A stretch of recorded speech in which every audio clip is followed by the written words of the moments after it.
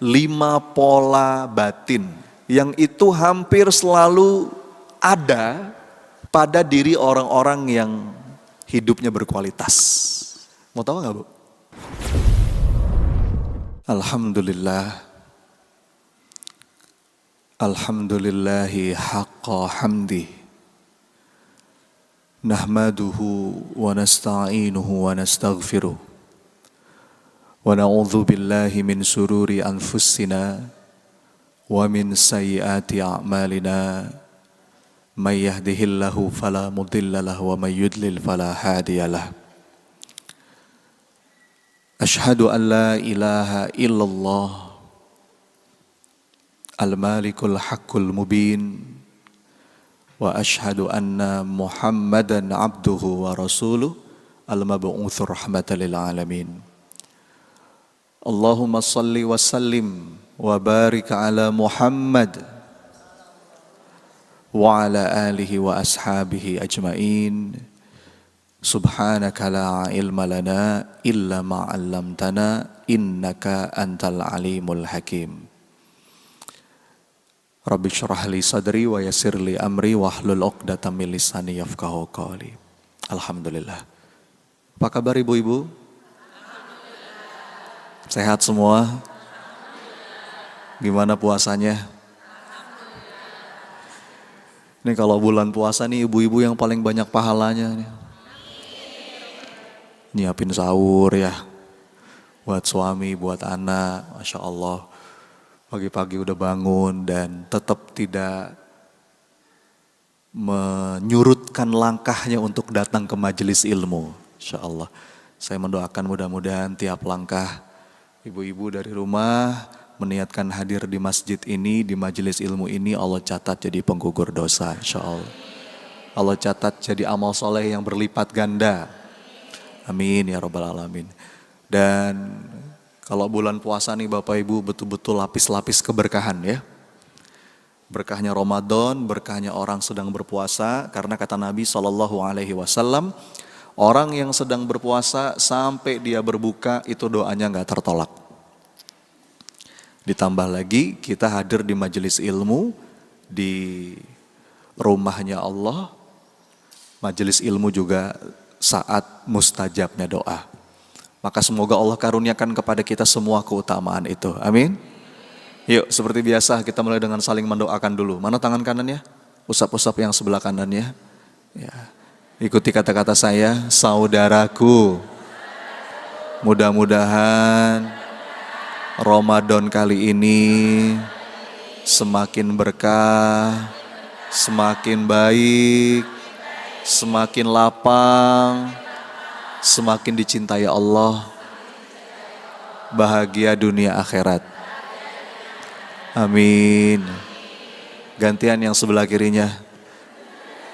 Saudaraku, sama-sama ya, sejahtera lahir batin, bahagia dunia akhirat.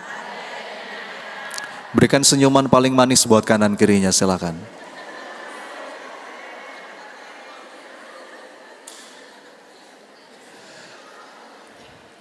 Alhamdulillah, Bu, memang saya minta sama panitia kalau bisa jadwal saya agak dimajukan lebih pagi ya, karena nanti siang saya juga ada terjadwal di BSD ya. Karena dari sini ke BSD kurang lebih 1 jam.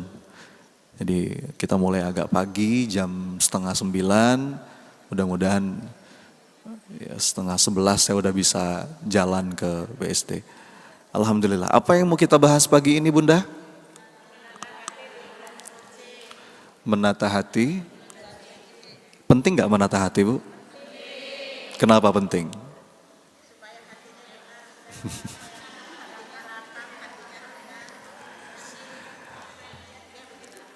Ada sebuah hadis dari Nabi SAW yang sangat populer. Apa kata Nabi? Inna fil jasadil mudghah, bahwa dalam diri manusia ada segumpal daging. Wa idza soluhat soluhal jasadu kulluh, kalau itu baik, baik semua, tapi kalau itu buruk, buruk semua. Ketahuilah segumpal daging itu adalah hati, al-qalbu. Bu, saya lagi resah dan lagi sedih beberapa waktu terakhir. Kenapa? Mungkin juga sudah ibu lihat di lini masa sosial media, ibu-ibu sekalian, yang lagi rame itu ada berita tentang oknum polisi yang memukul dengan helmnya anak usia 14 tahun sampai meninggal dunia. Naudzubillah. Terus tadi ada juga berita diduga ibu tiri yang menyiksa anaknya sampai meninggal dunia. Naudzubillah. Dan itu ngeri banget, Bu. Di pesantren juga ada. Gini loh, ibu, saya mau bilang begini. Kekerasan itu tidak dimulai dari tangan. Enggak. Tapi kekerasan selalu dimulai dari dalam. Enggak tiba-tiba, Bu. Jadi orang yang keras, orang yang kasar, orang yang bengis gitu ya. Itu tuh enggak langsung tiba-tiba tangannya mukul, menyakiti orang. Atau mungkin lisannya tajam. Itu enggak tiba-tiba, itu selalu dimulai dari hati. Ledakan di luar itu adalah akumulasi dari dalam. Ya Bu. Makanya penting nih kita ngomongin ini nih Bu. Gimana Ramadan ini bikin kita punya hati yang lebih lembut. Amin. Dan jangan salah paham loh ya. Lembut itu bukan berarti lembek. Beda. Kita tetap perlu tegas. Ada beberapa prinsip yang kita perlu tegas. Ini salah, ini benar. Tapi dalam pendekatan ya, interaksi kita dengan manusia, kita tetap lembut. Dan di antara ciri hati yang keras itu Bu, nggak ada rohmah. Jadi merasa biasa aja ketika berbuat dosa, merasa biasa aja ketika menyakiti orang. Naudzubillah. Kekerasan, kasar, itu dimulai dari dalam. Begitu pula sebaliknya, perbaikan, perubahan hidup, itu selalu dimulai dari dalam. Ya, maka kita ngomongin menata hati nih Bu. Sekarang saya mau nanya, Ibu, coba langsung jawab aja dengan kata yang muncul di kepala Anda.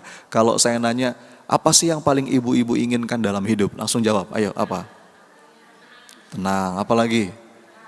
Berkah, apa lagi? Udah itu aja? Sehat, apa lagi? Yang umur, kan gak jauh-jauh ya Bu. Saya tuh kalau nanya apa yang paling Anda inginkan dalam hidup, di mana-mana, jawabannya gak jauh-jauh dari situ. Saya sekarang Bu, saya sebagai trainer sudah sejak tahun 2014. Sampai sekarang berarti udah belasan tahun lah. Saya udah keliling ke belasan negara. Kemarin saya baru pulang dari Australia, saya keliling ke 5 kota, ketemu dengan teman-teman di sana. Gak jauh-jauh Bu. Kalau pertanyaannya apa sih yang paling Anda inginkan dalam hidup? Ya itu aja jawabannya. Pengen tenang, pengen bahagia, pengen berarti, pengen sehat. Ya. Dan kalau boleh saya rangkum, semua itu bisa kita sebut pengen sejahtera lahir batin. Betul gak? Jadi kalau ada satu kata Bapak Ibu dalam bahasa Indonesia, saya coba cari tuh. Apa ya satu kata yang kira-kira mewakili semua yang tadi ibu-ibu bilang. Sehat, tenang, bahagia, apalagi makmur, aman, sentosa. Nah satu kata itu sejahtera. Karena kalau bahasa Indonesia tuh sedikit Bu kosakatanya. Kenapa Allah memilih Quran tuh pakai bahasa Arab? Bahasa Arab tuh dalam maknanya. Kalau dalam bahasa Arab disebut dengan as-sa'adah, kebahagiaan yang berlandaskan pada ketaatan. Ada al-falah, kemenangan, keberuntungan, kesuksesan. Intinya kita semua pengen sejahtera lahir batin, gitu kan? Nah, kalau pengen sejahtera lahir batin, mulai dari mana, Bu? Everything begins within. Wah, coba diulang, Bu. Gimana? Apa artinya? Dilarang merokok. Semua dimulai dari dalam. Ya. Ibda bin nafsik, kata Nabi SAW. Kita nggak bisa menang di luar sebelum kita menang di dalam. Betul nggak? Peperangan terbesar itu bukan di luar. Tapi peperangan terbesar itu ada di dalam diri. Dan Ramadan ini bulan latihan. Ibu-ibu, Ramadan ini bulan latihan. Kan kita semua sudah tahu ya, Ramadan itu bukan hanya tentang menahan lapar, menahan haus. Kalau itu mah puasanya anak-anak. Kalau cuma nahan lapar, nahan haus. Kalau udah seumur kita gini kan, sekarang ibu-ibu TK berapa? Ibu? Ini dari SD mana ini? Kita kan bukan anak kecil lagi. Jadi puasa kita mesti lebih dalam pemaknaannya. Puasa itu momentum kita untuk menata ruang batin. Nah, karena kita ngomongin menata hati, Bu, saya mau bahas ini. Boleh nggak? Kelihatan nggak nih? Ini buku saya yang terbaru. Kebaca nggak? Judulnya apa? The Heart Code. Karena kita sudah sepakat tadi bahwa perubahan besar itu selalu dimulai dari hati, maka kita perlu tahu, Bu, apa aja kode-kode yang perlu kita perhatikan kalau kita pengen berubah betul-betul dari dalam.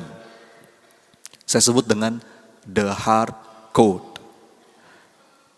Kenapa kok judulnya The Heart Code? Terutama ibu-ibu nih. Kalau bulan puasa, mau lebaran, sering sibuknya sama dress code.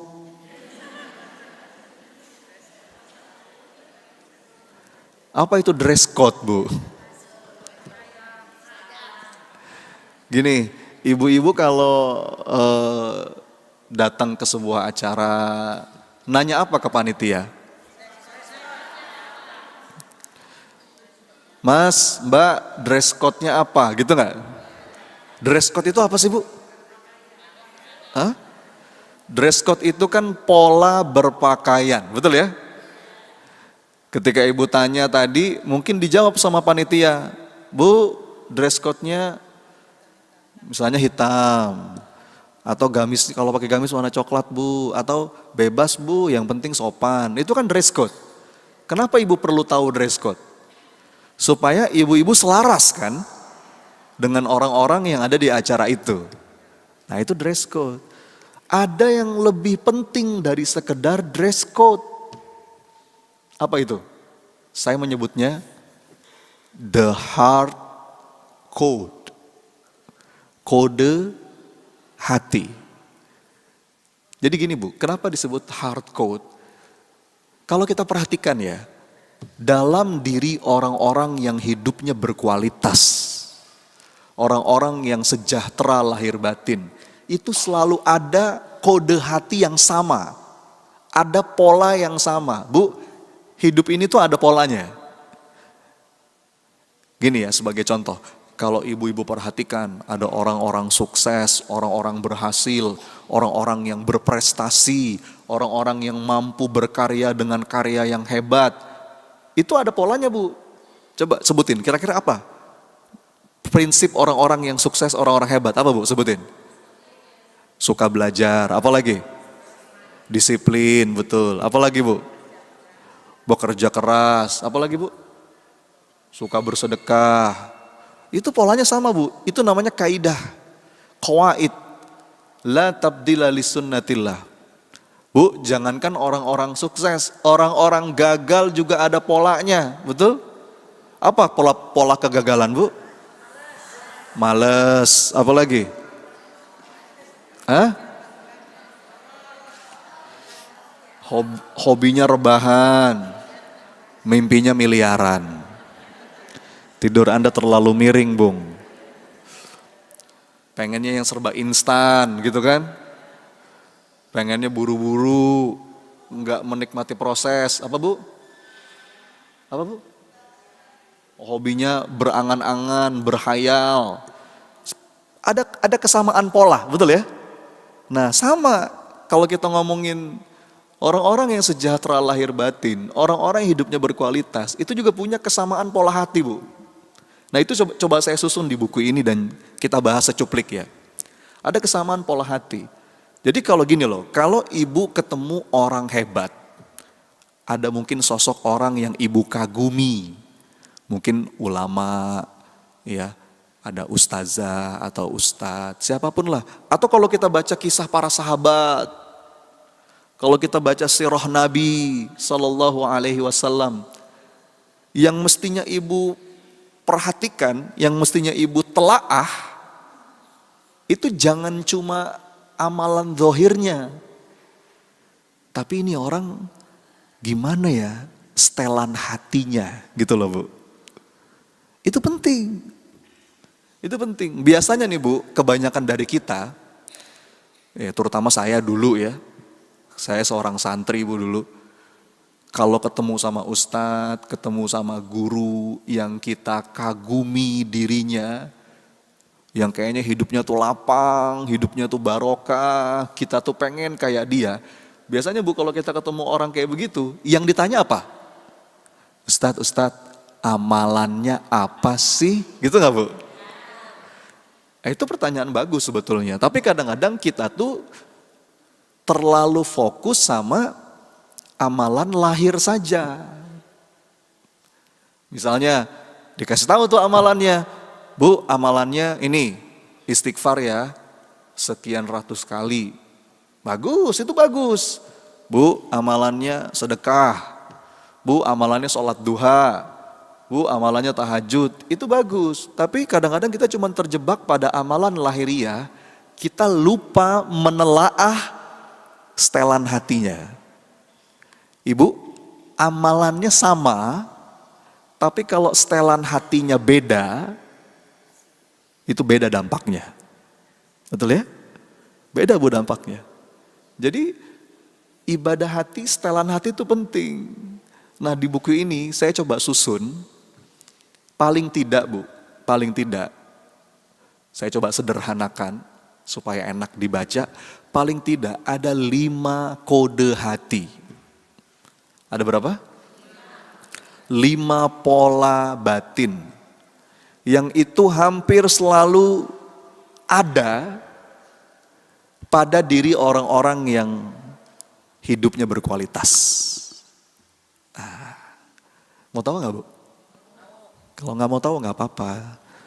Saya sudahi sampai di sini. Terima kasih. Mau tahu nggak? Ini 5 Bu. Ini 5 rahasia kunci sejahtera lahir batin.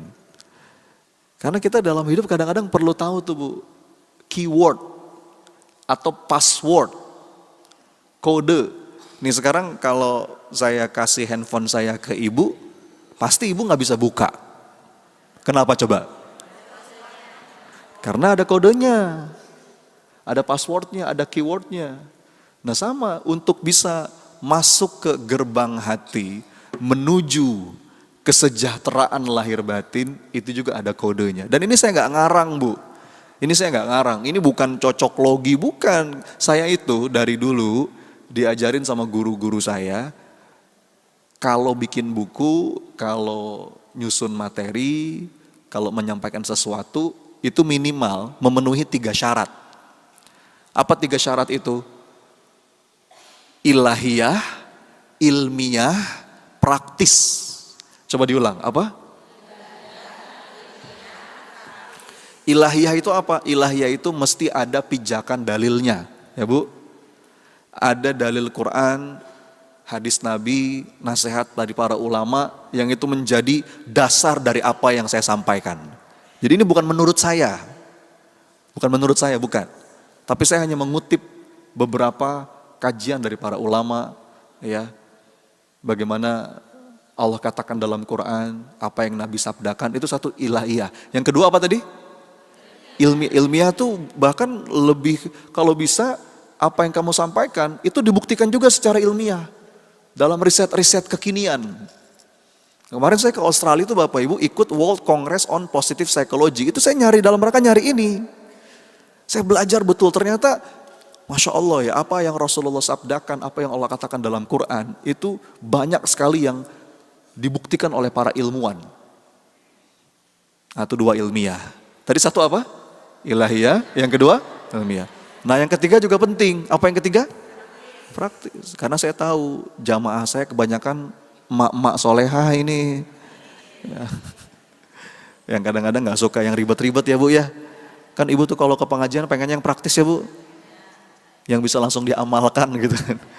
Makanya saya coba susun menjadi satu hal yang praktis. Nah Bu, saya coba tuangkan dan ini coba kita bahas ya secuplik. Karena gak mungkin kita bahas detail semua. Ini tebal Bu, ini ada 400 halaman.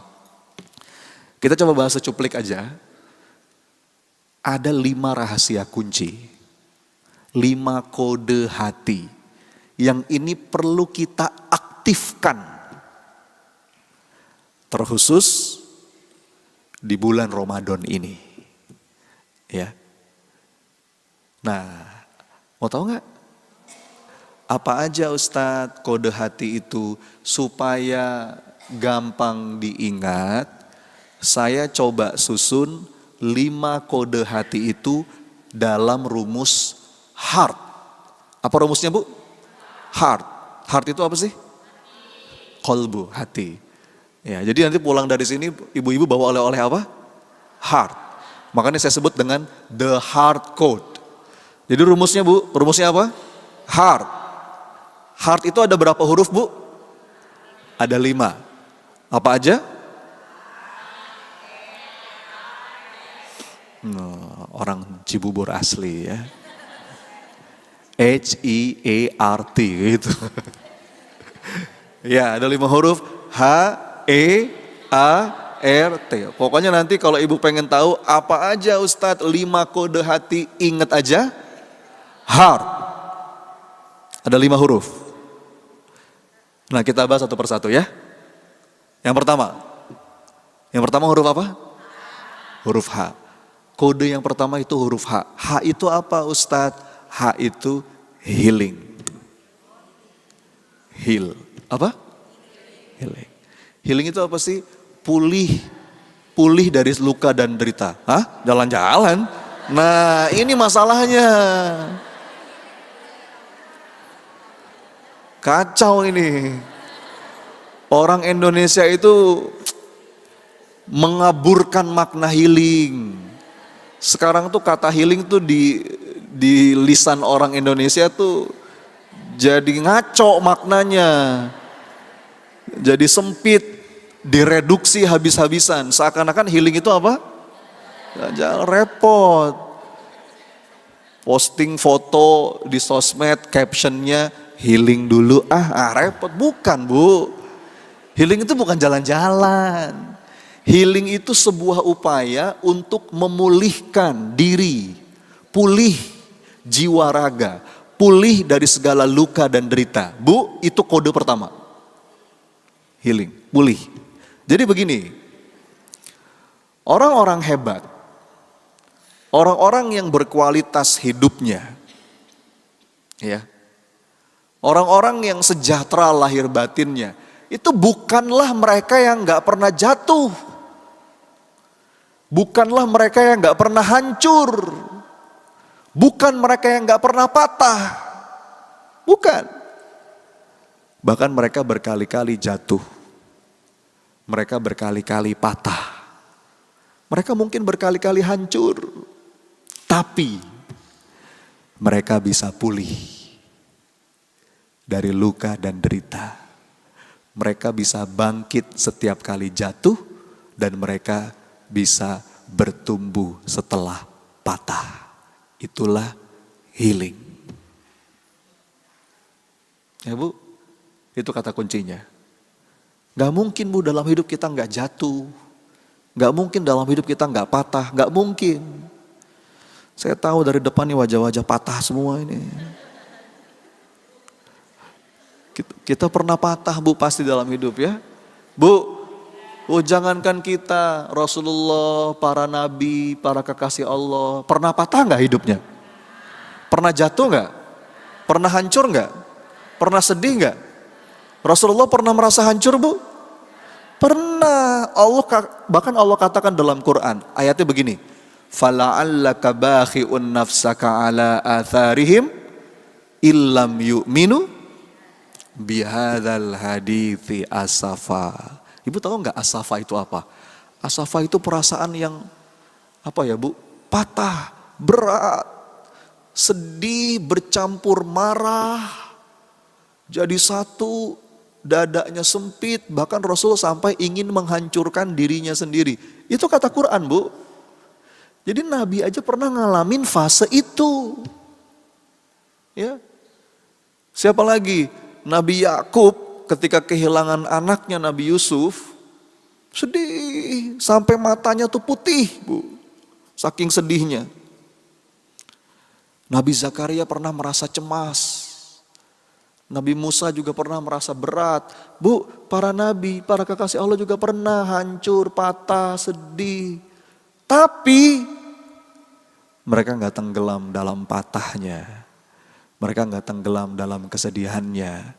Mereka bisa pulih dari luka, bisa bangkit setelah jatuh, bisa bertumbuh setelah patah. Itulah yang disebut healing. Bukan jalan-jalan.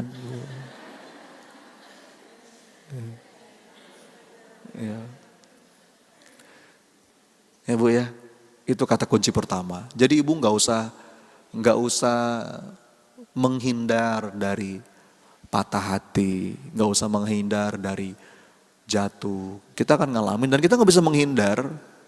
Kita nggak bisa menghindar.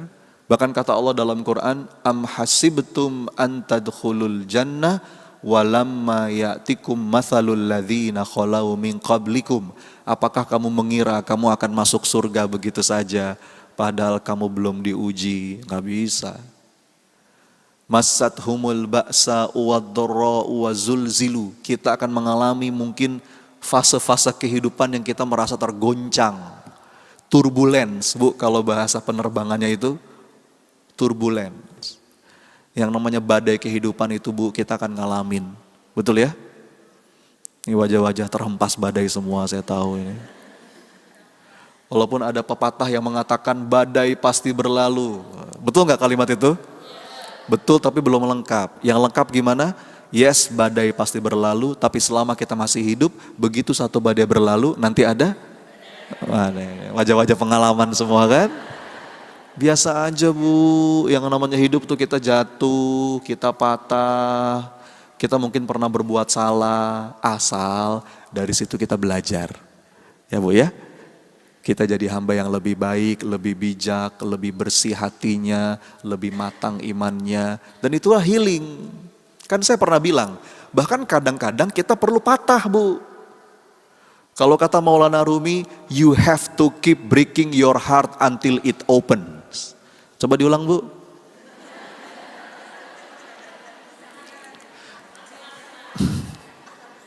Kadang-kadang kita perlu merasakan patah hati supaya dia terbuka.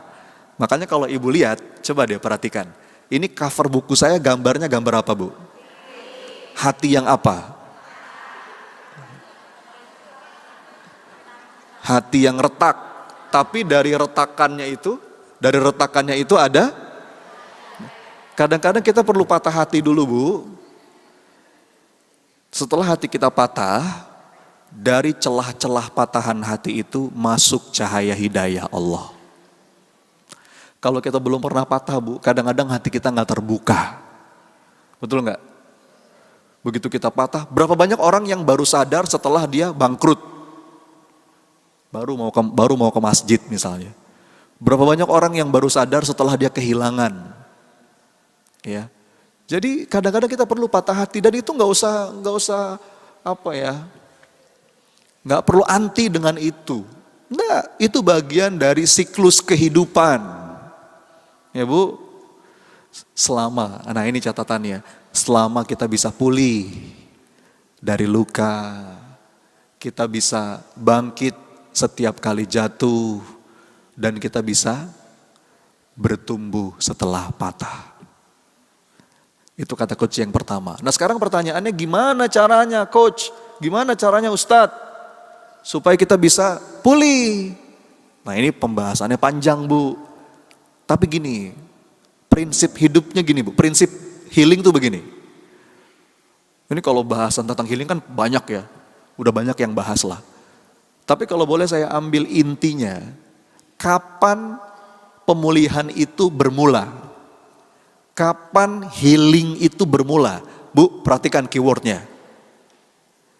Saat kita mulai berhenti memaksa hidup seakan-akan harus sesuai dengan keinginan kita, maka saat itulah diri kita mulai pulih dan hidup kembali mengalir. Jadi ibu tahu nggak siapa orang yang sulit pulih? Mereka yang nggak mau berdamai. Mereka yang memaksa bahwa seakan-akan hidup itu harus sesuai dengan apa yang mereka inginkan. Nah itu tuh Bu, repot tuh. Ya. Makin kita menggenggam, makin kita nggak terima, semakin sulit pulih. Ibu tahu nggak? Bahkan ini dibuktikan loh secara medis. Ada seorang peneliti namanya Kelly A. Turner. Dia itu Bu, meneliti ada sebuah fenomena menarik. Jadi ternyata Bu, ditemukan ada ribuan kasus orang-orang yang punya penyakit kanker sembuh tiba-tiba. Serius saya. Dan bukan cuma 1-2 Bu, tapi ada ribuan pasien. Dia coba kumpulkan data dari beberapa rumah sakit, dia ketemu ada lebih dari 3.000 penyintas kanker yang itu sembuh tiba-tiba. Ini dalam dunia medis disebut dengan radical remission. Apa itu? Kesembuhan yang mendadak. Nah, 3.000 kasus ini Bu, diteliti sama dia nih. Diteliti sampai dia tulis ke dalam sebuah buku hasil penelitiannya. Tahu nggak Bu kesimpulannya apa? Dia bilang ada beberapa faktor yang membuat orang itu bisa sembuh secara mendadak. Dan faktor obat-obatan Bu, itu cuma 10-20%.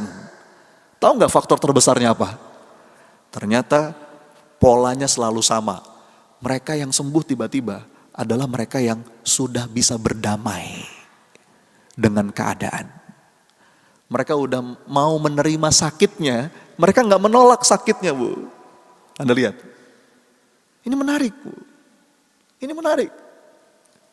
Jadi ternyata awal mula dari pulih, itu kita berdamai dulu Bu.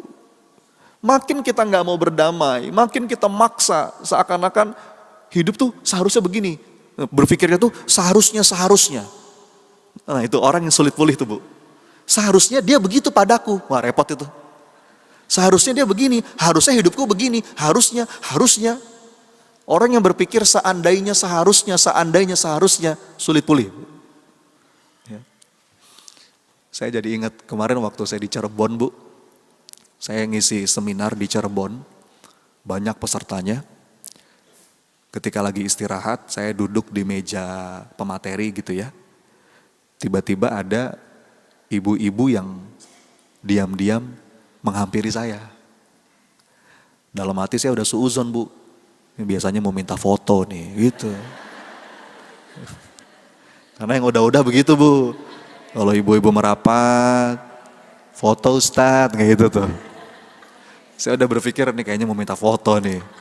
Ternyata enggak. Begitu dia datang, terus dia ngomong gini. Ustadz, dia mengenalkan diri. Ustadz, saya cuman pengen bilang terima kasih. Kenapa Bu? Dia cerita, Ustadz saya ini penyintas kanker katanya. Beberapa waktu yang lalu, kata dokter, umur saya tinggal 2 bulan lagi katanya. Secara medis, dia bilang gitu.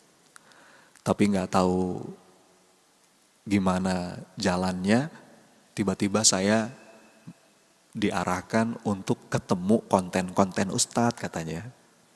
Saya ngelihat YouTube ya Ustadz Sony, saya ngelihat Instagram, saya ngelihat TikTok. Dan saya sangat-sangat terbantu Ustadz. Wasilah konten-kontennya Ustadz, saya lebih bisa damai menghadapi hidup. Saya lebih kuat dengan sakit saya. Dan alhamdulillah Ustadz, sudah lewat dari 2 bulan, sekarang saya masih sehat. Saya masih bisa datang ke seminar ini. Makasih ya Ustadz, dia bilang gitu. Belum lama, baru kemarin. Ini pola kehidupan Bu. Makin kita memaksakan kehendak bahwa hidup tuh harus sesuai dengan maunya saya, makin sulit pulih Bu. Ya. Ternyata pemulihan diri itu dimulai saat kita sudah mau berdamai dulu. Itu prinsip dasarnya Bu. Ya. Itu dalam konteks penyakit fisik. Kalau penyakit mental gimana? Sama. Saya pernah ngomong di Darussalam ini. Ada seorang psikiater namanya M. Scott Peck. Dia meneliti Bu. Ternyata dia udah pengalaman menterapi ribuan orang yang kena gangguan jiwa. Kalau menurut WHO Bu, di seluruh dunia hari ini ada 250 juta orang yang kena gangguan jiwa. Di Indonesia Bu, tahu nggak berapa persen? 30%. Jadi kalau di sini ada 200 orang kira-kira. Ibu gini loh, jangan suka tersinggung kalau saya bilang gangguan jiwa. Gangguan jiwa tuh bukan langsung gila, bukan. Gangguan jiwa tuh levelnya macam-macam. Ada yang sedang, ada yang ringan, ada yang berat. Apa contoh gangguan jiwa yang ringan Bu? Apa contohnya? Gampang marah, senggol dikit bacok, itu gangguan jiwa Bu.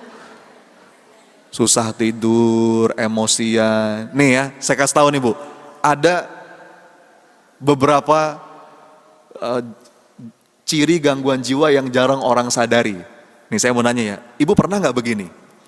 Ibu buka handphone, nih buka handphone, terus abis buka, terus Ibu gini, bentar, saya mau ngapain ya? Pernah Bu? Itu ciri gangguan jiwa Bu. Saya serius ini. Beneran ini, saya gak bercanda ini Bu. Ya. Itu terlalu banyak emosi negatif. Sama kayak gini, ada lagi satu lagi yang lain. Bu, ada lagi satu ciri-ciri gangguan jiwa yang jarang orang sadari. Tahu gak apa? Ngantukan. Bener saya. Lain halnya, ya kecuali Anda habis begadang gitu ya. Wah tadi malam tahajud Ustadz. Nah itu wajar. Ini tidurnya cukup, tahajud juga enggak, tapi ngantuk terus. Bener, ini kalau kita bahas banyak. Tapi intinya begini Bu. Intinya begini. Kata M. Scott Peck, ini seorang psikiater yang terkenal Bu. Dia bilang begini, gangguan jiwa itu macam-macam. Ada yang ringan, ada yang sedang, ada yang berat. Tapi kata dia, semua jenis gangguan jiwa itu akarnya selalu sama. Nih dengerin ya. Gangguan jiwa itu Bu, mau yang ringan, mau yang sedang, mau yang berat, itu akarnya sama. Tahu nggak akarnya apa? Nggak mau menerima.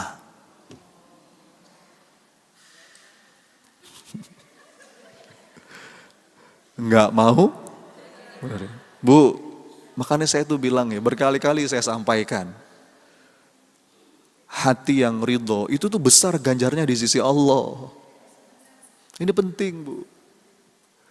Dan makanya orang yang pulih, itu ada ciri-cirinya Bu. Orang yang mudah pulih itu ada ciri-cirinya.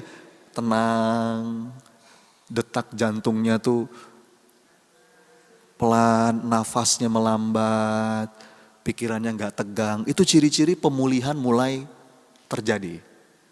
Coba ya, kayak nafas. Bu, dari frekuensi nafas, itu bisa kelihatan seberapa mampu ibu-ibu pulih. Ya, bentar saya mau nanya. Bu, Ibu pernah menghitung gak dalam 1 menit Ibu berapa kali nafas?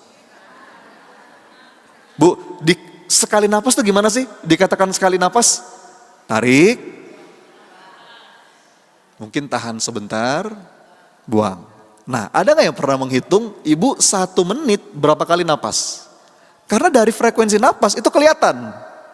Seberapa mampu ibu-ibu pulih, dan itu juga berpengaruh pada kesehatan fisik maupun kesehatan mental, Bu. Serius saya. Coba ya. Mau ngitung gak? Coba kita hitung ya. Bu, saya pakai stopwatch. Oke ya. Saya pakai stopwatch. 1 menit aja. 1 menit aja. Nanti begitu saya mulai, ibu mulai. Ibu hitung. Ya. Begitu saya bilang stop, berhenti. 1 menit. Oke ya. Napasnya biasa aja, gak usah dibuat-buat. Iya. Iya. Pokoknya ibu tenang, napas tenang gitu ya. Saya pengen tahu berapa kali. Oke, boleh?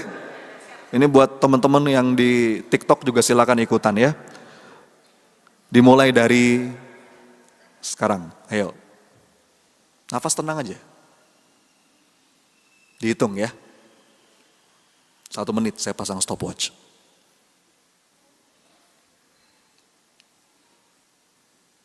Sambil dihitung berapa kali.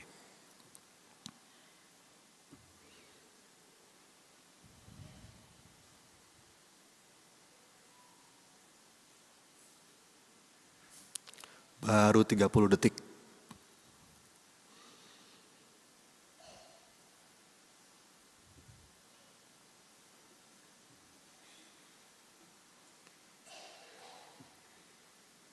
Nafas tenang.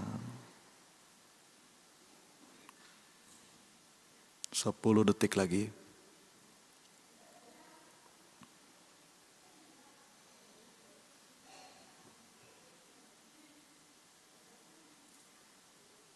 Oke, stop. Ayo. Ada berapa kali? Wow. Ibu berapa? 11, bagus. Berapa lagi? 17. 7, good. 18. Ada lagi yang lain?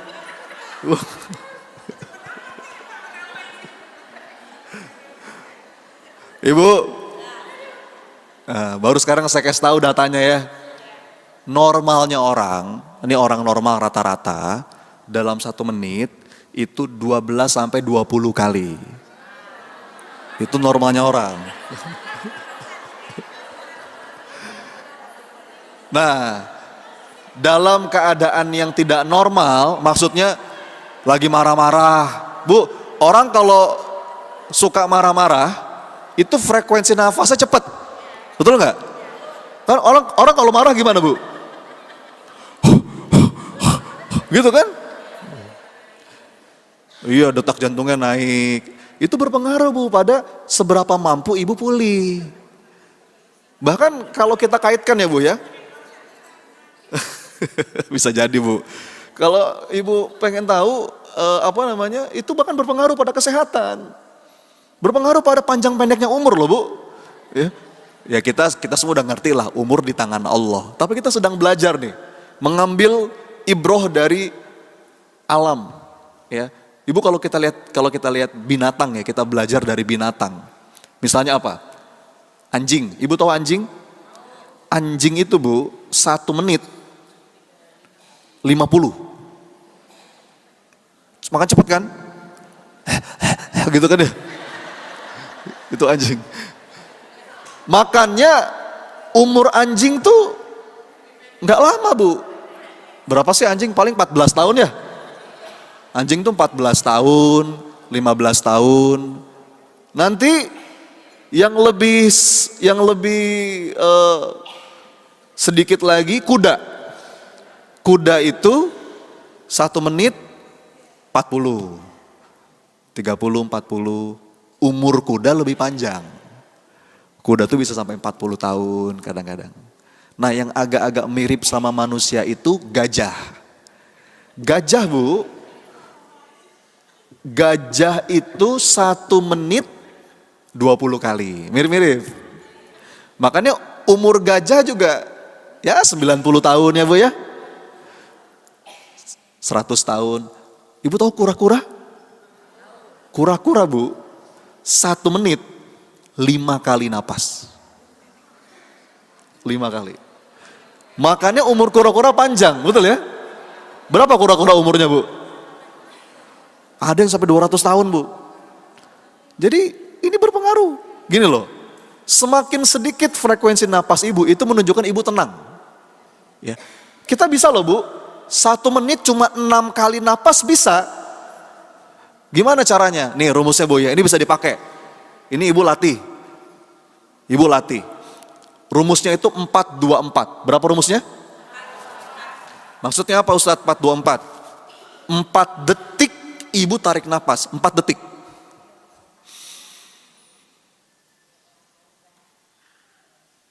Dua detik mungkin tahan sebentar. Nah, 4 detik lagi ibu hembuskan. Alhamdulillah. 4-2-4. Itu kalau dijumlah berapa, Bu? 4-2-4 dijumlah berapa? 10. Kalau sekali napas 10 detik, berarti semenit berapa? 6. Makanya, Bu, ini kalau kita bahas lebih dalam ya, kenapa orang yang sholat itu sehat? Karena kan salah satu rukun sholat itu, Bu, tumakninah. Betul ya? Tenang, atur napas. Kita nggak boleh, Bu, sholat dalam keadaan terengah-engah, nggak boleh. Makruh itu. Maksudnya, misalkan, makanya kalau kita misalkan telat nih, Bu, kita telat. Mau sholat berjamaah di masjid. Ini udah mau qomat. Jalan aja tenang, nggak boleh lari.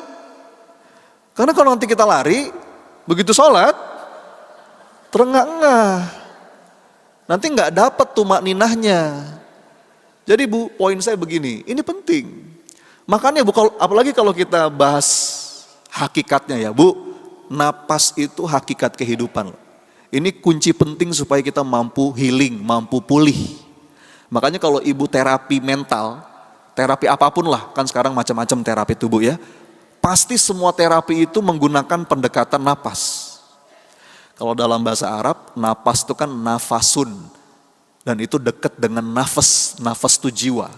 Ibu perhatikan ya, ini supaya kita bisa mengalirkan segala rasa. Supaya ibu tuh bisa pulih dari luka, nggak banyak sedih, nggak banyak galau, nggak banyak kecewa. Bu, ibu, kalau kita belajar dari nafas, dalam nafas itu minimal ada 3 aktivitas. Apa aja, Bu? Menerima, terus menahan, terus melepaskan. Bagus. Menerima, menahan, melepaskan. Ini siklus kehidupan, Bu. Ada waktunya kita menerima dalam hidup, betul? Itu gak bisa kita tolak, Bu. Selama kita masih hidup, masih dikasih jatah umur sama Allah, kita pasti menerima oksigen, betul ya? Ada waktunya kita menahan, tapi gak lama. Ada waktunya kita mesti melepaskan. Ibu bisa nahan terus, gak dilepas? Hah? Nah, banyak orang tuh, Bu, kenapa orang itu sulit pulih? Karena dia pengennya menggenggam terus. Dia gak mau melepas. Bu ya, makanya sekarang ada sebuah sindrom mental namanya post power syndrome. Apa itu, Bu, post power syndrome? Orang yang dulunya pernah punya power, pernah punya jabatan, pernah punya kuasa, apakah selamanya? Selamanya gak? Nah, ketika jabatan itu harus terlepas, dia gak mau lepas. Itu gangguan mental, Bu. Iya. Dia gak mau lepas, jadi kayak orang oleng gitu. Enggak, Bu, hidup ini ada waktunya kita nerima, ada waktunya kita menahan, ada waktunya kita melepaskan.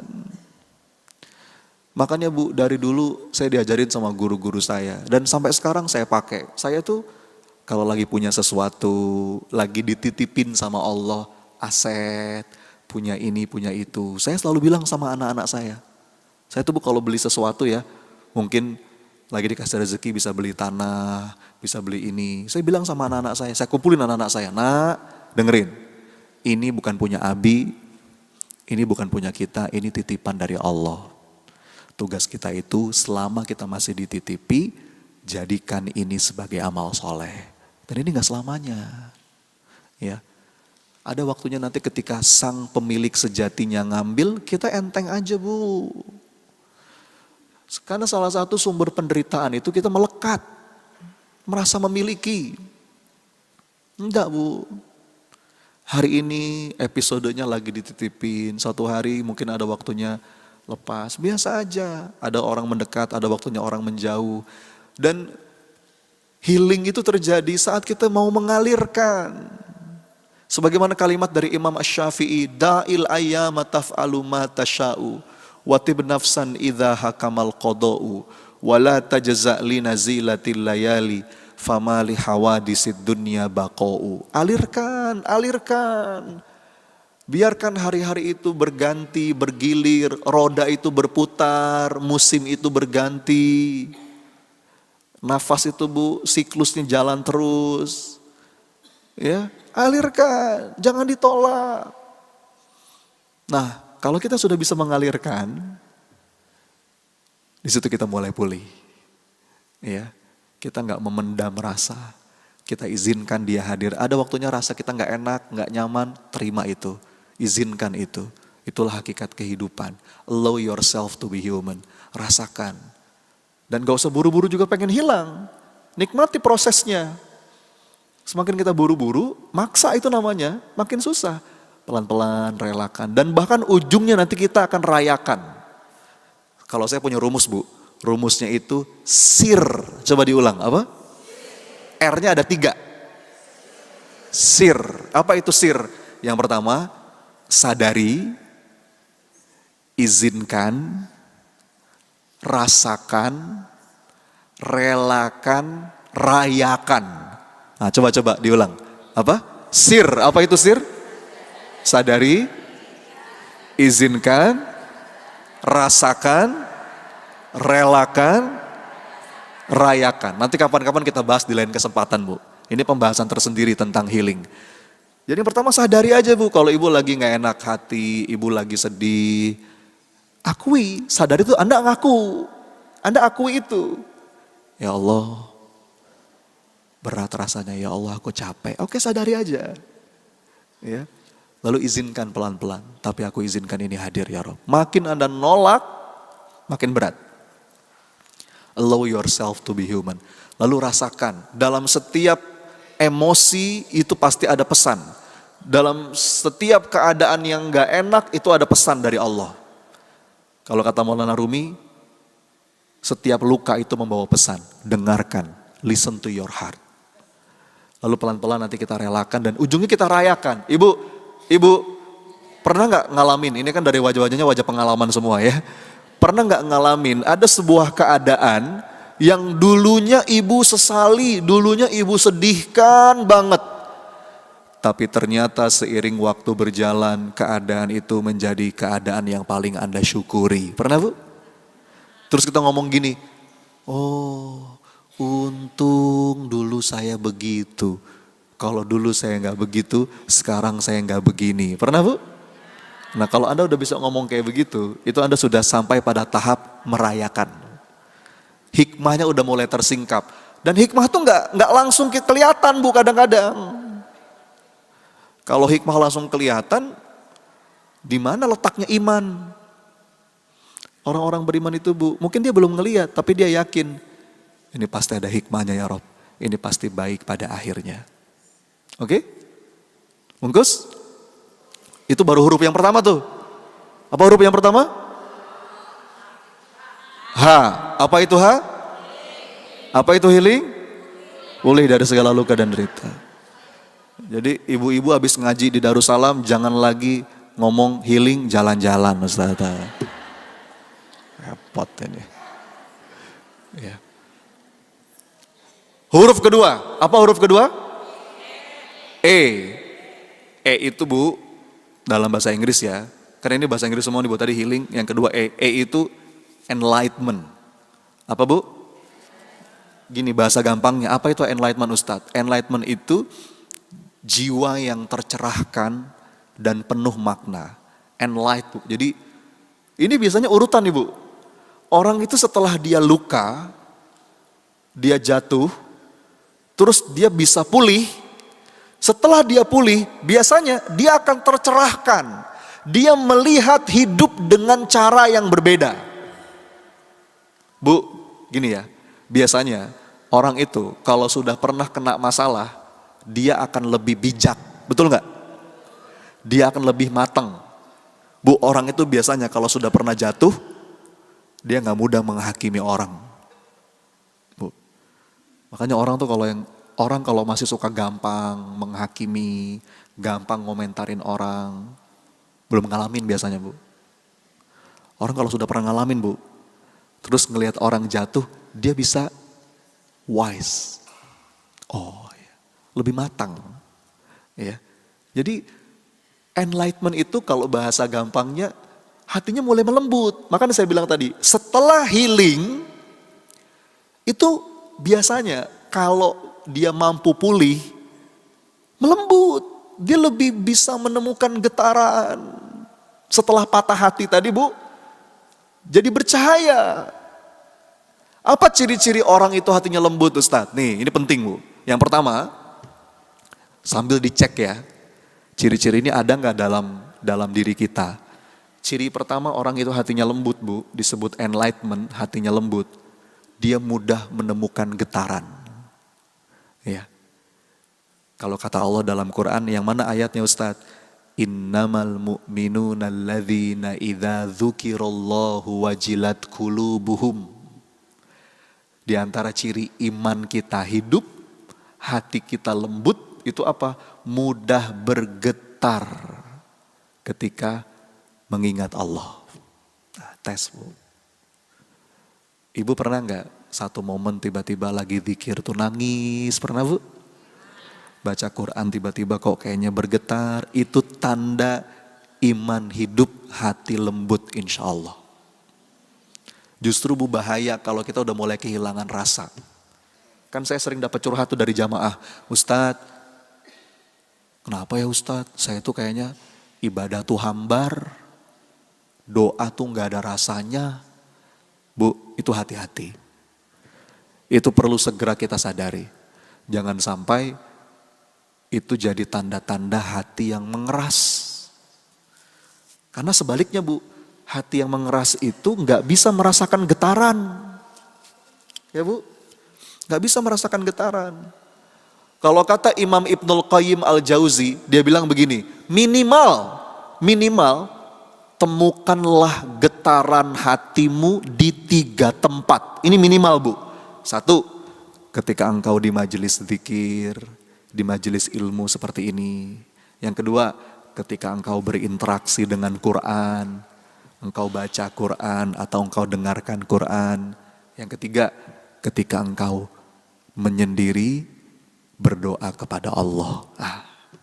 Minimal, Bu, di 3 tempat itu. Kalau mungkin kita nggak merasa bergetar setiap waktu, tapi minimal di 3 tempat itu tanda kita masih hidup hatinya insya Allah.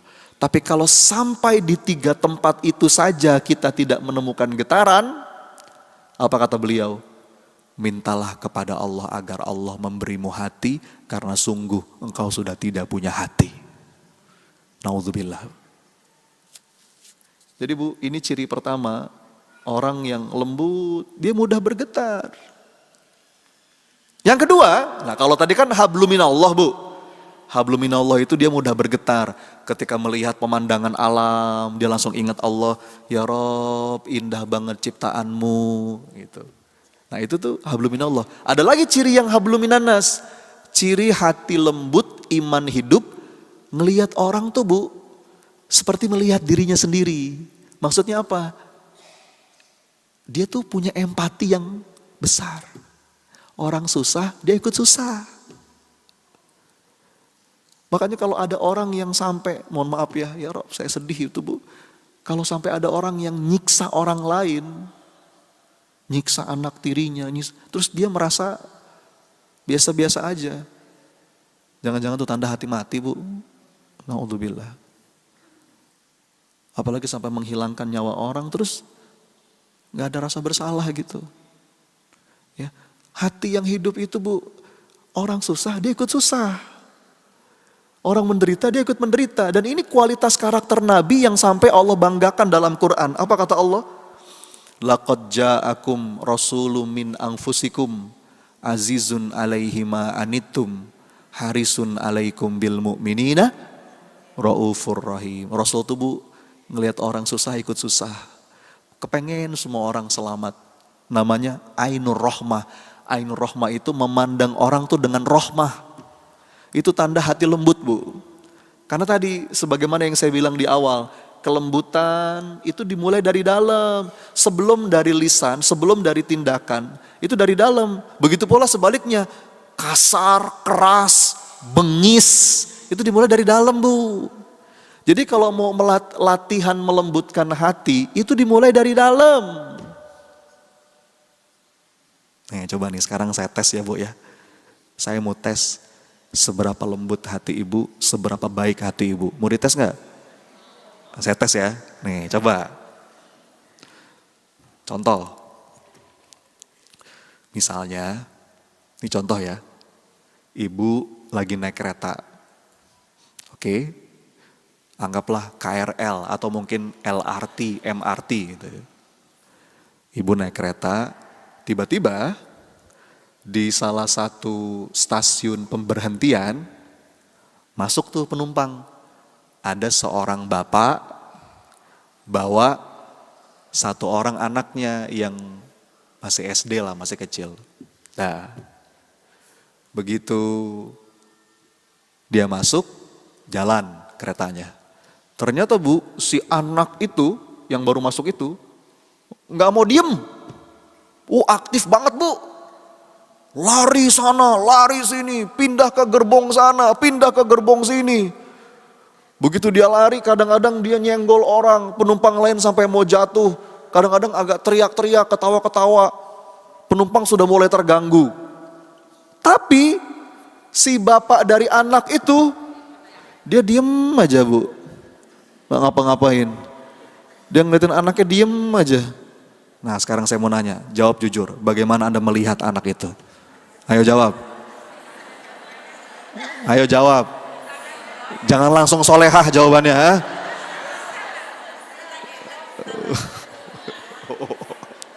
Gimana ibu ngelihat anak itu, gimana ibu ngelihat bapaknya itu? Ayo gimana Bu? Apa Bu? Greget, apa lagi? Apa? Kesel, apa lagi? Ayo jawab. Hah? Oke, nah sampai akhirnya, saya terusin ceritanya ya. Sampai akhirnya ada seorang penumpang yang berani menegur bapak itu. Apa kata penumpang ini? Pak, itu dong tolong anaknya Pak dibilangin. Bapak gimana sih? Diem aja. Itu anaknya pas sudah ganggu penumpang lain Pak. Bilangin anaknya. Gitu. Ibu tahu nggak apa kata bapaknya? Bapaknya ngomong gini. Sambil agak kayak orang bingung.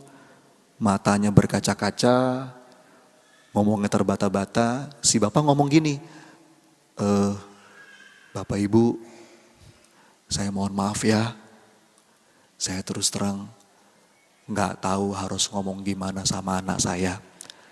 Saya baru dapat kabar istri saya, alias ibunya anak itu, baru aja kecelakaan meninggal dunia. Ini saya naik kereta mau melihat jenazah istri saya. Dan saya belum bilang sama anak saya. Saya nggak tahu mau ngomong gimana sama anak saya. Saya takut dia sedih, makanya saya biarin aja lah dia main dalam kereta. Ayo. Setelah dengar penjelasan itu, gimana perasaan Anda sekarang? Ha? Ayo gimana? Mana yang tadi kesel? Ha? Mana yang tadi greget? Ibu, nah tahu nggak? Ibu tahu nggak? Ini perkara kelembutan hati Bu. Di antara penyebab keruwetan sosial hari ini tahu nggak apa? Terlalu cepat menghakimi. Betul Bu? Apalagi kalau ngelihat sosial media tuh Bu, saya tuh suka sedih ngelihat komentar-komentarnya tuh, ya Allah, orang tuh kok mulutnya jahat banget ya. Padahal kita mungkin belum tahu. Bu, lihat ya, ciri orang beriman itu, ini ada kaidahnya, kata para ulama begini Bu, kata para ulama, ini bahkan dibahas dalam kitab iman. Kaidahnya begini, iltamis li akhika sab'ina ujron. Apa artinya? Carilah alasan, bahkan disebutkan carilah 70 alasan untuk saudaramu. Jadi Bu, kalau misalkan ada sebuah kegiatan atau kelakuan yang itu nggak menyenangkan hati kita tidak membenarkan yang salah Bu, yang salah salah, dosa ya dosa. Tapi orang beriman itu kepada saudaranya itu selalu mencari alasan. Oh, mungkin dia begini, mungkin dia begini, mungkin dia begini. Sampai 70 kata para ulama. Orang-orang beriman itu selalu mencari alasan buat saudaranya. Tapi orang-orang munafik itu selalu mencari kesalahan saudaranya. Ya, kita yang mana Bu? Ya, kita yang mana? Ini penting loh Bu. Suatu hari saya lagi makan di restoran sama istri saya. Waktu itu Bu, mohon maaf ya, itu pelayannya jutek banget. Gak ada senyum-senyumnya. Pokoknya kayak gak niat kerja deh. Saya pesen, begitu pesen makanannya datang, mohon maaf ya Bu, ngasih piring kayak sedikit dibanting gitu. Wah itu Bu, saya udah mau marah tuh Bu. Tapi saya dicolek sama istri saya. Apa kata istri saya? Sayang, lagi ada masalah kali. Langsung saya adem tuh Bu. Iya ya. Kita nggak tahu kan, mungkin lagi ada pikiran apa, lagi ada deadline utang kali Bu. Ibu lagi di jalan nih, tiba-tiba ada kendaraan lain nyalip Bu. Motor atau mobil, weng. Ayo gimana? Ayo gimana? Ayo.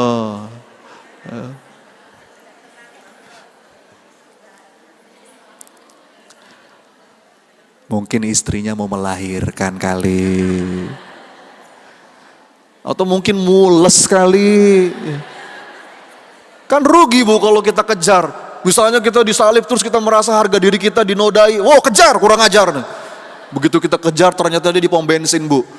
Kita tungguin, begitu keluar. Maaf Om, mules. Rugi kita. Udah lah Bu. Kita tuh kadang-kadang suka gak adil Bu. Gini loh, gak adilnya gimana? Kalau kita yang berbuat salah, kita pengennya dimaklumi. Betul gak? Tapi giliran orang yang berbuat salah, kita tuh suka cepet enggak Bu. Dan dai itu begitu Bu, dai itu perlu punya keluasan hati yang kayak begitu. Ya, bahkan Bu ada riwayat dalam sebuah hadis, di zaman Nabi itu pernah ada seorang sahabat yang mabok. Ketika melihat seorang sahabat yang mabuk, ada sahabat lain yang mengumpat orang itu. Tapi apa kata Nabi? Jangan engkau mengumpat, jangan engkau membantu setan. Itu kata Nabi Bu.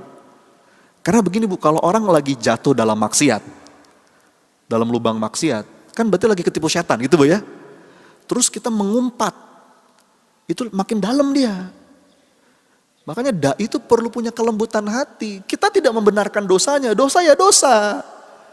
Tapi ini perlu kita rangkul, karena dakwah itu merangkul, bukan memukul. Ya. Dan itu ciri Bu. Jadi kesimpulannya apa? Orang yang punya kelembutan hati itu Bu, dia sama orang tuh punya pandangan namanya ainur rahmah. Dan hadisnya apa? Irhamu man fil ardi yarhamukum man fis sama. Barang siapa yang berkasih sayang dengan yang di bumi, maka dia akan mendapatkan sayang yang di langit. Itu ciri yang paling mudah Bu. Enlightenment, ini huruf E ya. Enlightenment, ketika habluminallah, hati kita mulai bergetar. Gampang nangis, itu bukan cengeng Bapak Ibu. Makanya kan gini ya Bu, orang tuh semakin tua, biasanya semakin mudah nangis, betul gak? Itu sebetulnya tanda hati lembut, hati melembut. Ya, tanda hati melembut. Mudah getar, bagus itu Bu. Ya. Dan itu bukan cengeng, selama kita nangisnya di hadapan Allah, bukan di hadapan manusia nangisnya. Nangisnya malam, tahajud, di atas sajadah, ketika sujud. Ya Allah, gitu. Kalau di hadapan manusia kita cerah ceria. Ya kan saya pernah bilang ya, orang-orang beriman itu mengemis dan menangis ke langit, tapi bermanis di bumi. Wah, gimana? Mengemis dan menangis ke langit dan bermanis di bumi. Ibu kalau mau ngemis, nangis, mengiba, itu di atas sajadah. Ya Allah, kalau sama manusia Bu, gak boleh kita ngemis-ngemis. Ngapain ngiba-ngiba sama manusia? Ya kalau kita mau minta tolong, kita pasti ada momen yang kita butuh ditolong sama orang. Ya minta tolong aja, gak usah sampai ngemis-ngemis, enggak usah. Kita bergantung kepada Allah. Itu Bu ya. Jadi hati yang lembut itu enlightenment kepada Allah, kita mudah getar, mudah menemukan hikmah dari sebuah keadaan. Kepada manusia kita mudah merasakan rahmah, mudah berempati. Orang lain susah pengen, misalnya ngelihat saudara-saudara kita di Sumatera kemarin, ya Allah, kasihan. Minimal itu tuh Bu. Nanti dari hati baru berpindah ke tindakan, bantu, ngelihat Gaza, ngelihat Palestina, itu tanda hati kita hidup. Lanjut, masih baru 2 nih, ada berapa yang mau kita bahas? 5. Tadi yang pertama apa? Healing. Apa itu healing? Pulih dari segala luka dan derita. Yang kedua, enlightenment. Enlightenment itu jiwa yang tercerahkan dan penuh lembut, hatinya lembut. Yang ketiga, berupa apa yang ketiga? Nih rumusnya apa rumusnya? Heart. Setelah H, E, berikutnya apa? A itu Bu, abundance. Abundance. Tulisannya abundance Bu, abundance. Abundance itu apa ya Bu ya? Jiwanya kaya. Ringan berbagi. Mentalnya kaya Bu. Gak ada cerita orang-orang yang sejahtera lahir batin terus mentalnya miskin, gak mungkin. Gak ada cerita. Ibu gak akan menemukan, saya jamin, ibu gak akan menemukan ada orang-orang yang hidupnya berkualitas, lahir batin sejahtera, terus dia pelit, gak mungkin. Itu gak sesuai dengan sunatullah. Gak ada. Orang-orang hidupnya berkualitas selalu punya mental kaya. Bu, dia itu berbagi gitu ringan karena dia yakin dirinya itu berkelimpahan, begitu banyak anugerah dari Allah. Karena dia merasa dirinya berlimpah, dia mau ringan berbagi. Jadi Bu, mental kaya itu bukan tentang banyak yang kita punya ya, tapi tentang lapang cara kita memandang dunia. Lapang cara kita memandang dunia. Karena ada orang yang mungkin saldonya banyak tapi mentalnya miskin, ada. Ada orang yang mungkin biasa-biasa aja tapi mentalnya kaya. Itu namanya abundance Bu. Jadi berbuat baik tuh lepas gitu. Gak pakai mikir. Dan gak butuh validasi. Bu, ini penting. Orang yang akan berbahagia, akan lapang dadanya ketika berbuat baik adalah orang yang berbuat baik itu lillah. Dia gak butuh validasi, dia gak minta dihargai, dia gak minta diapresiasi. Ya. Ini penting Bu. Jadi berbuat baik itu bagus, tapi itu belum selesai. Karena berbuat baik itu motifnya banyak. Ya. Coba sekarang saya tanya, Bu jawab.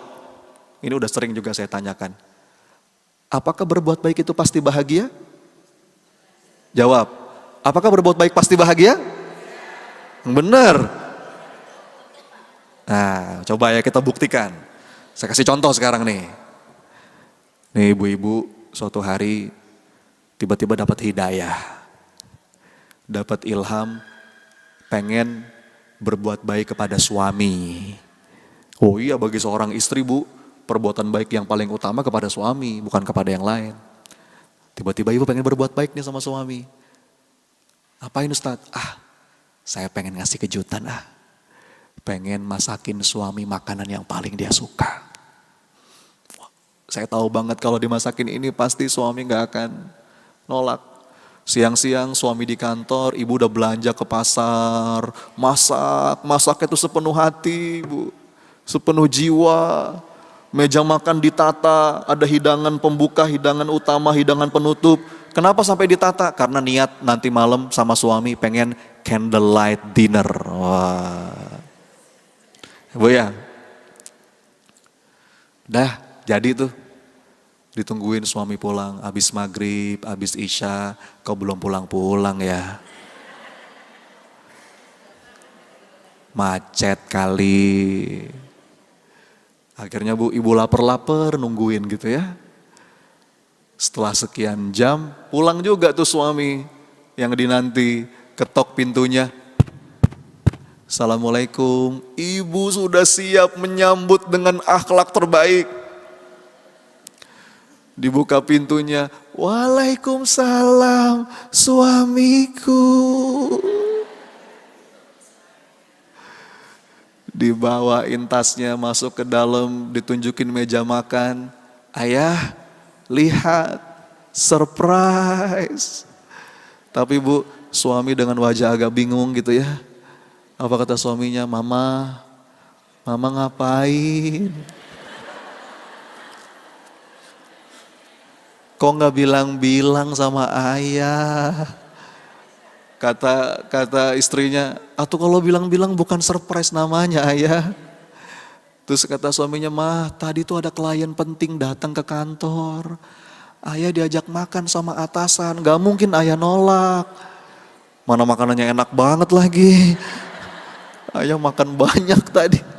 Jadi ayah udah kenyang banget, terus tadi di kantor banyak kerjaan, agak-agak pusing, izin ya Maya, ayah mau langsung tidur. Masuk ke kamar, tidur. Ayo ibu-ibu, gimana rasanya? Jawab. Jangan langsung solehah jawabannya.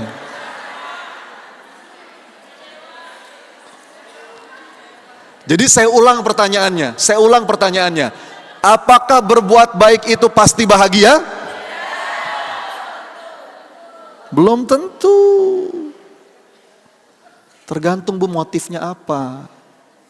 Bu, kalau ibu berbuat baiknya karena Allah, udah selesai itu. Mau dimakan apa nggak dimakan, ibu masak, ibu belanja, tercatat terapi amal soleh di sisi Allah. Gini Bu ya, berbuat baik itu motifnya macam-macam. Ada orang berbuat baik supaya yang dibaiki itu terjerat hutang budi sama dia. Ada nggak? Itu namanya manipulatif.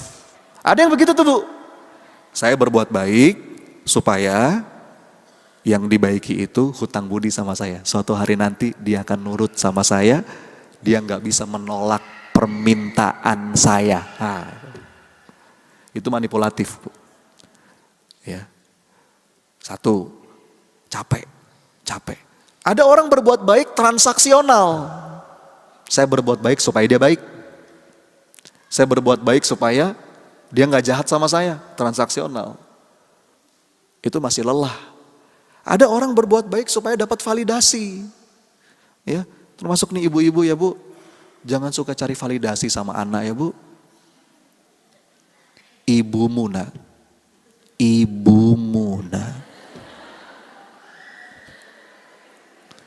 Ibu yang hamil kamu nak. Ibu yang melahirkan kamu nak. Gak mudah melahirkan kamu nak. Ibu yang menyusui kamu nak. Kata anaknya, siapa yang minta Bu? Dah Bu, itu sudah rapi tercatat di sisi Allah. Tenang aja. Sama bapak-bapak juga kadang-kadang, aku nih kepala rumah tangga banting-banting tulang. Ya, tukang daging dia mungkin ya. Orang-orang punya mental kaya, abundance, itu udah merasa puas dengan penilaian dari Allah. Enak. Saya kemarin baca tulisan di Instagram, bagus Bu, tulisannya begini. Orang yang minta dihargai biasanya gak punya harga. Loh iya kan? Bu, hargai saya. Hargai saya. Berarti gak ada harga itu. Orang yang sudah cukup merasa dirinya berharga karena Allah, La nuridu minkum jazaa'a wala syukura. Bahkan dia diucapin terima kasih aja gak ngarep. Dia udah puas dengan balasan dari Allah. Ya, diapresiasi atau tidak, dihargai atau tidak, lakukan yang terbaik. Lillah. Itu abundance, Bu, itu mental kaya. Mental kaya tuh begitu. Gak nunggu-nunggu dilihat orang. Pokoknya baik, berbagi. Itu abundance. Oke? Bungkus? 4. Nih saya percepat ya. Tadi yang pertama apa? Ayo ingat gak? Rumusnya apa? Heart. The heart code. Yang pertama, healing. Healing itu apa? Pulih dari luka dan derita. Sembuh lahir batin. Yang kedua, E. Apa itu E? Enlightenment. Jiwa yang tercerahkan dan penuh makna. Lembut, mudah bergetar.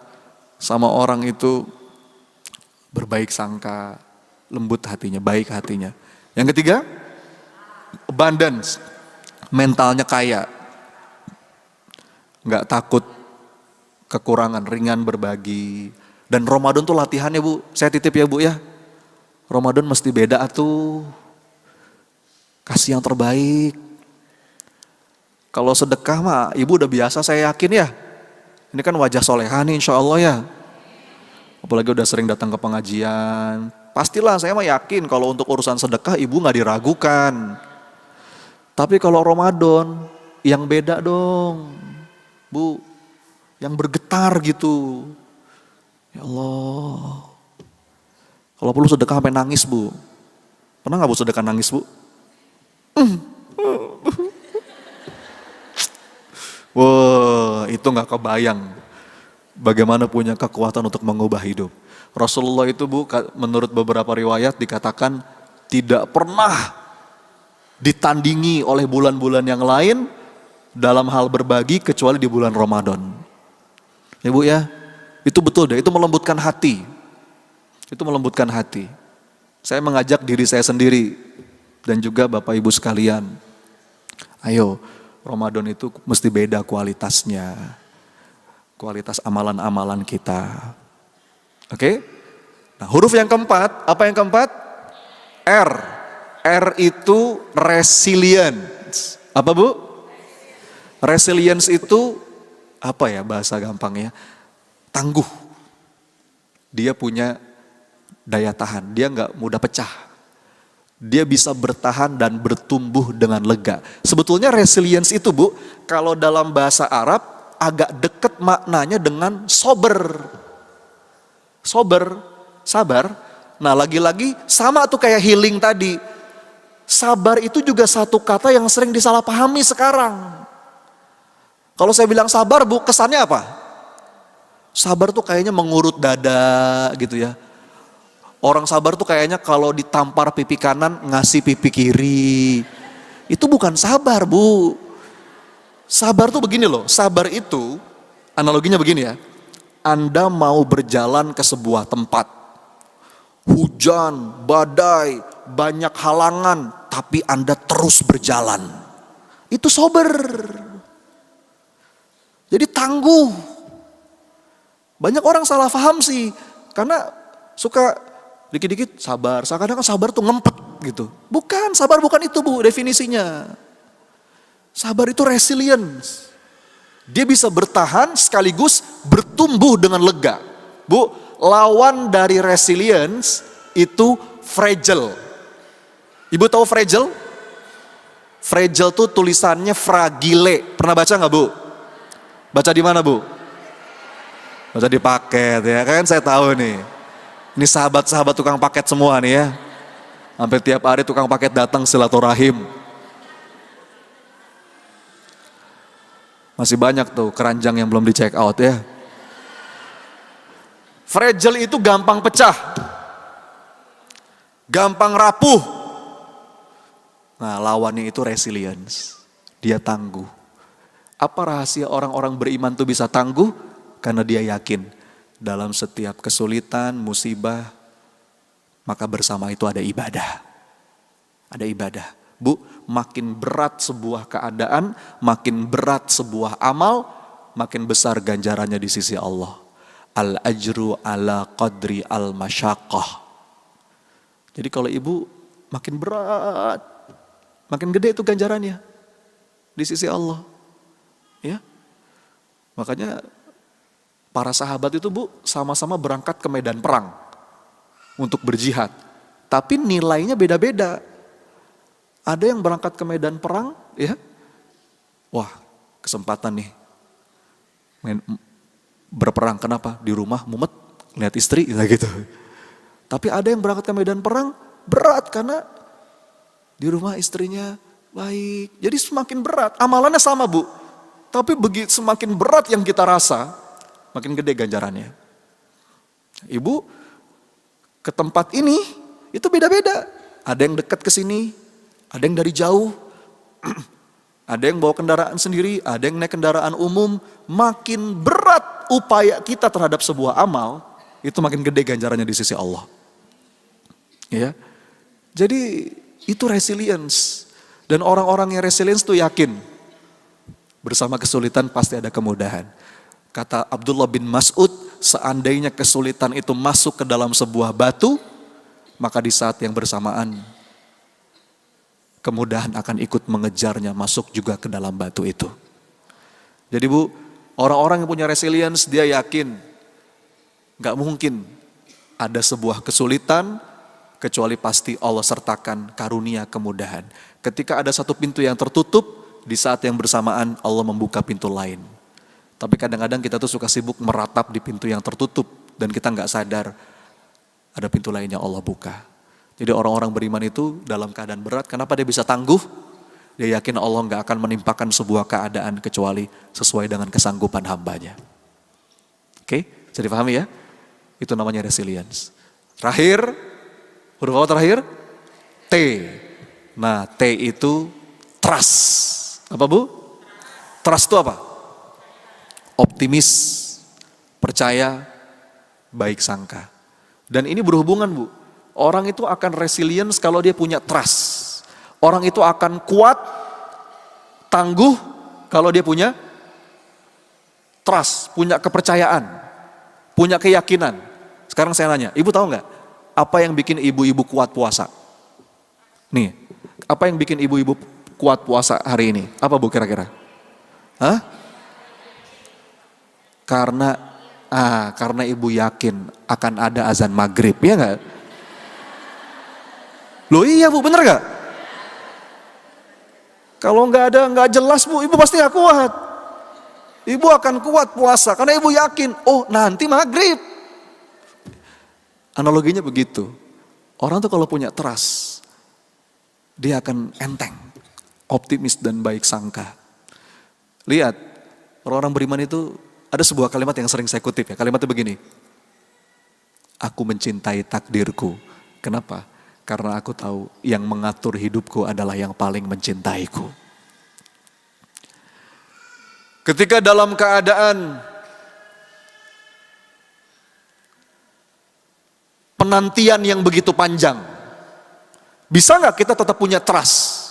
Seperti Nabi Zakaria, tulangnya udah lemah, rambutnya udah putih, tapi dia gak pernah kehilangan trust. Dia terus berdoa dan dia mengatakan, walam akum bidu'aika rabbi syaqiyya. Aku gak pernah kecewa dalam berdoa padamu ya Rabb. Ketika tidak ada jalan keluar, gak nampak jalan keluar, ancaman semakin dekat, bisa gak kita tetap punya trust seperti Nabi Musa? Nabi Musa Bu, di depannya laut, Fir'aun makin dekat, tapi kalimat yang keluar kalimat trust. Kalla innama iya Rabbi sayahdin. Tidak, kita tidak akan tersusul. Allah bersamaku dan Allah akan memberiku petunjuk. Ya. Akhirnya dengan kalimat trust itu turun pertolongan Allah kan. Musa lemparkan tongkatmu. Terbuka lautnya Bu. Mereka terselamatkan, Firaun ditenggelamkan. Itu awalnya trust. Ketika dalam kesedihan yang berkepanjangan, seperti Nabi Yakub yang kehilangan anaknya Nabi Yusuf, bertahun-tahun gak ketemu anaknya, tapi dia gak pernah kehilangan trust. Malah dia berkata, wala tayasu min rauhillah, innahu la yayasu min rauhillahi illal qaumul kafirun. Jangan berputus asa dari rahmat Allah. Karena sungguh yang putus asa hanyalah orang-orang yang kafir. Ya Bu, mudah-mudahan ya Bu, kita Allah karuniakan 5 keadaan hati ini. Amin. Coba diulang, apa aja yang pertama? Healing. Yang kedua? Enlightenment. Healing itu apa tadi? Pulih dari luka dan derita. Enlightenment, tercerahkan dan penuh makna. Terus, abundance. Apa itu abundance? Mental kaya. Yang keempat, resilience. Apa itu resilience? Tangguh, bertahan dan bertumbuh dengan lega. Dan yang kelima, trust. Kita lapang dadanya, kenapa? Karena kita yakin, kita percaya, kita optimis. Ya. Allah gak mungkin salah, Allah maha adil, gak mungkin zolim, Allah maha benar, gak mungkin keliru, dan Allah maha bijaksana, gak mungkin sembarangan. Bu, Ramadan, ini momentum kita untuk bersih-bersih hati ya Bu. Di Ramadan ini ampunan Allah murah banget. Ya. Semoga Allah karuniakan kepada kita ampunan, rahmat.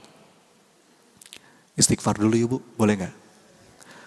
Astaghfirullah Rabbal baraya, astaghfirullah.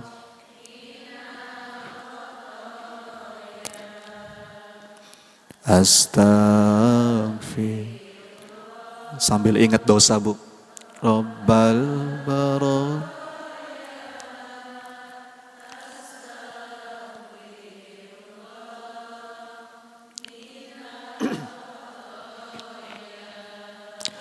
Hidup di dunia sebentar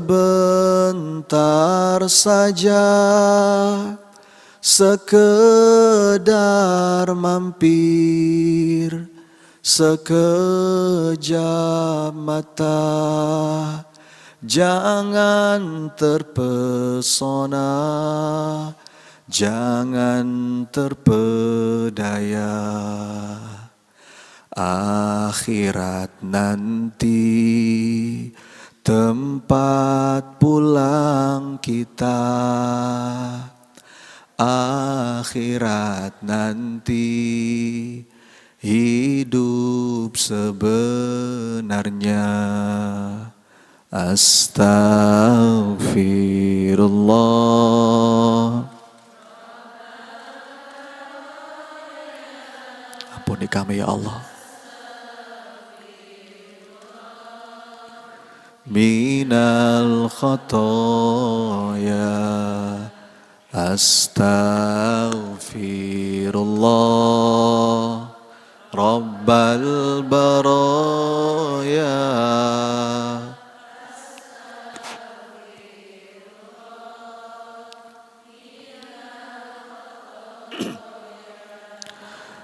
Barang siapa Allah tujuannya, niscaya dunia akan melayaninya.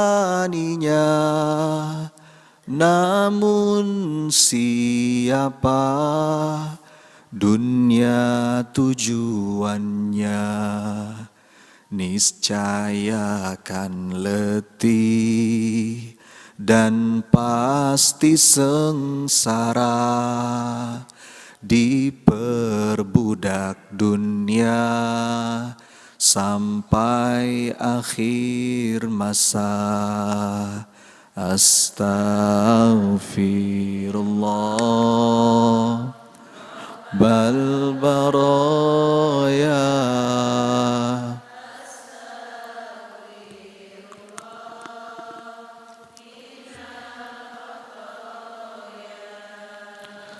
Astaghfirullah Rabbal baraya.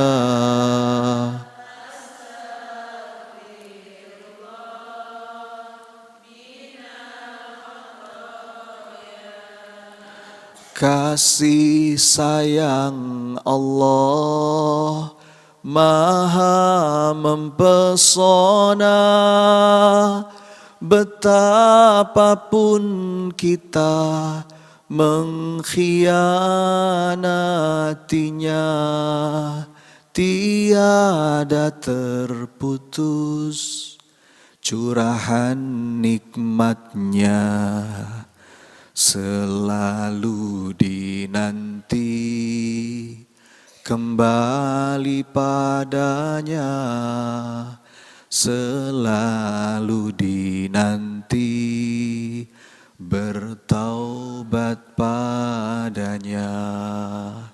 Astaghfirullah Rabbal baraya.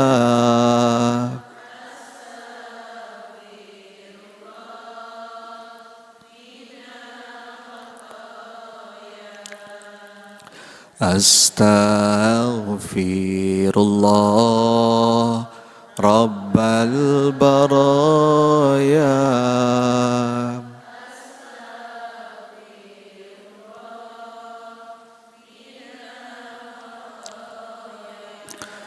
Bapak Ibu sekalian, Ramadan ini bulan kita balik. Ya, mudah-mudahan bulan ini menjadi titik balik kita jadi hamba yang semakin baik. Ibu-ibu, saya mohon maaf ya, hari ini mungkin lebih cepat karena saya ada agenda lain nanti siang. Kita tutup dengan doa, boleh? Yuk, angkat tangannya. Hadirkan hatinya. Bapak Ibu sekalian, sebagaimana yang sering saya sampaikan, majelis ilmu itu saat doa diijabah. Kita kalau ke Madinah, Bu, pengennya masuk ke mana? Raudhah. Majelis ilmu juga raudhah. Raudhah min riyadil jannah. Apalagi sekarang Bapak Ibu sedang berpuasa. Kata Nabi, orang yang berpuasa sampai dia berbuka, itu doanya gak tertolak. Apalagi berdoa dalam jamaah seperti ini. Yuk hadirkan hatinya. Astagfirullah, astagfirullah, astagfirullah.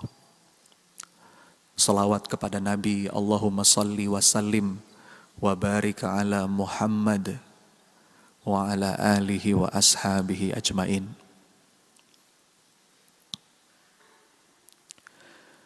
Duhai Allah yang maha mendengar sepelan apapun doa kami. Ya Sami, duhai Allah yang maha menatap berkumpulnya kami di rumahmu ini ya Allah. Ya Rabb, Engkau menjanjikan majelis ilmu adalah saat mustajabnya doa. Maka ya Rabb, kabulkan doa kami. Catatkan ya Allah, siapapun yang hadir pada hari ini menjadi hamba-hamba yang Engkau cintai. Ya Allah, wasilah majelis ilmu ini lembutkan hati kami ya Allah. Mungkin hati kami sudah mengeras karena dosa. Lembutkan hati kami ya Latif. Karuniakan kami hikmah dan hidayah. Allahumma ftah lana hikmataka. Wansur alaina rahmataka ya dzal jalali wal ikram. Ya Allah ya Syafi, pulihkan kami lahir batin ya Allah. Ya Rabb, kalau ada di antara kami yang sedang sempit, lapangkan ya Allah. Kalau ada di antara kami yang sedang sulit, mudahkan ya Allah. Kalau ada di antara kami yang sedang berat ya Allah, apapun judul persoalannya, ringankan ya Allah, kuatkan pundaknya. Kalau ada di antara kami yang punya hutang ya Allah, lunaskan hutangnya ya Rabb. Jangan biarkan kami wafat dengan meninggalkan banyak hutang ya Allah. Ya Allah, jadikan pasangan kami, anak keturunan kami soleh, solehah. Rabbana hab lana min azwajina wa dzurriyyatina qurrata a'yun waj'alna lil muttaqina imama. Ya Allah, undang kami semua yang ada di sini. Izinkan kami ya Rabb bisa merasakan wukuf di Arafah-Mu ya Allah. Bersujud langsung di depan Ka'bah-Mu ya Allah. Duduk bersimpuh di masjid Nabi-Mu ya Allah. Lagi dan lagi bersama orang-orang yang kami cintai. Bapak Ibu, saya berikan kesempatan, silakan doa masing-masing. Silahkan apapun yang sekarang terlintas di pikiran. Bapak Ibu pasti punya hajat, punya masalah. Yang mungkin merasa butuh ditolong sama Allah. Ayo Bu, Pak, minta sekarang, saya aminkan. Amin ya Allah. Amin ya Allah. Mengadulah kepada Allah Bu. Dialah sebaik-baik tempat curhat. Dialah satu-satunya yang bisa ngasih kita solusi. Satu-satunya yang bisa mengampuni kita. Yang bisa membuka jalan. Amin. Silakan Bu, Pak. Ini saat mustajab insya Allah. Amin ya Allah. Amin ya Allah. Amin ya Allah. Lagi ingat anak, ingat keluarga, ingat pekerjaan mungkin, ingat masalah apapun. Minta sekarang. Amin ya Allah. Allahumma inna nas'aluka taubatan nasuha wa taubatan qoblal maut. Ya Allah, berikan kami kesempatan taubat sebelum Engkau panggil kami nanti ya Allah. Allahumma inna nas'alukal husnil khatimah wa na'udzubika min su'il khatimah. Ya Allah, jika tiba saatnya nanti, wafatkan kami dalam taat ya Allah. Bukan ketika maksiat, na'udzubillah. Hati kami masih terbolak-balik ya Rabb. Ya muqallibal qulub, tsabbit qulubana ala dinik. Tuntun sisa umur kami ya Rabb. Jadikan bulan Ramadan ini ya Allah, bulan titik balik kami jadi hamba yang semakin mesra denganmu ya Allah. Rabbana atina min ladunka rahmah wa hayyi lana min amrina rasyada. Ya Allah, muliakan orang tua kami. Jika mereka masih ada ya Allah, izinkan kami bisa membahagiakan mereka dengan cara-caramu. Jika mereka sudah tidak ada ya Allah, tempatkan mereka di tempat terbaik di sisimu. Ampuni mereka ya Allah. Rabbana ighfir lana wa liwalidina warhamhuma kama rabbayana shighara. Rabbana atina fid dunya hasanah wa fil akhirati hasanah wa qina adzabannar. Ya Allah, karuniakan kepada kami kebaikan, kebahagiaan, kelapangan, keberkahan atas apapun yang sedang kami usahakan, atas apapun yang sedang kami perjuangkan, atas apapun keadaan diri dan hidup kami. Rabbana wa taqabbal du'a ya sami'ad du'a. Amin, amin ya rabbal alamin.